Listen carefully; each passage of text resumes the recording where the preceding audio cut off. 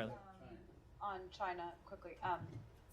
We heard from Undersecretary Nuland earlier today saying that the U.S. expects that China is going to put forward some semblance of a peace proposal that was alluded to by Chinese officials last weekend. It's expected tomorrow. So do you expect that they're going to do that at the UN?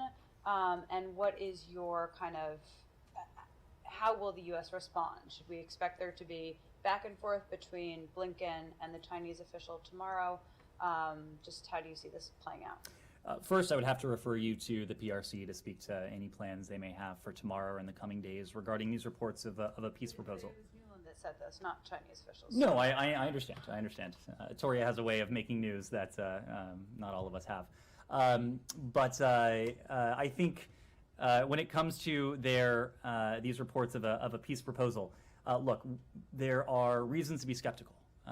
And this goes back to the conversation we were having just a moment ago. The PRC seeks to have it both ways. It seeks to present this air of neutrality, purport to not take a side in Russia's brutal war against Ukraine, while at the same time lending important forms of support to Russia's war. Again, it's economic assistance to Russia, it's diplomatic assistance, political assistance, it's provision of messaging support as well. So all of that gives us a great deal of pause when we hear reports that the PRC is planning to present, I'm sure, what they will advertise as an impartial peace proposal.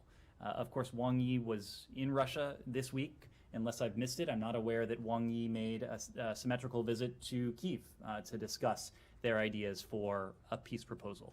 We would like to see nothing more than a just and durable peace. We very much agree with President Zelensky that this brutal war will have to end at the negotiating table.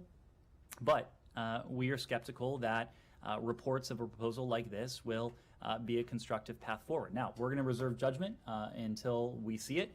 And the broader point is that we certainly do hope that all countries that have a relationship with Russia, unlike the one that we have, will use that leverage, will use that influence to push Russia meaningfully and usefully to end this brutal war of aggression.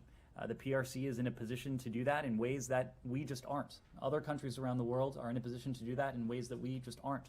So we encourage those countries to use that influence in a constructive way, but we'll have to see what this actually is. Just to follow up on the peace plan kind of concept, obviously Ukraine has put forth this 10-point peace plan that the United States supports, other European allies support as well.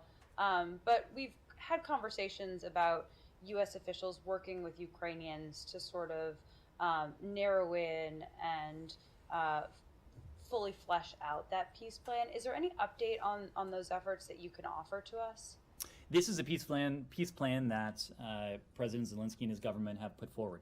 This is a Ukrainian plan for a just and durable peace. It's a plan that, as you said, has 10 elements. These are elements that we think would help culminate in the very just and durable peace that the United States seeks, but most importantly, that Ukraine seeks. We're a partner to Ukraine in every way. Of course, there's been no shortage of attention on our provision of security assistance, less so, but still important, on our provision of economic assistance, humanitarian assistance. But our embassy in Kyiv, officials here in Washington, are working on a daily basis with our Ukrainian counterparts to assist them across the board. And we always provide our feedback, our counsel when they request it. But ultimately, these are decisions, these are documents that the Ukrainian government is responsible for, and these ideas are theirs. Yes? Just to clarify this, Assistant Secretary Nuland also said that the United States is willing to look at peace plan as was just said, but it would have to be a serious one, not a frivolous one. In essence, that's what she said, for just and durable peace. Is anything short of going back to the lines of, let's say, February 23rd, 2022, it would be considered frivolous or a non-starter?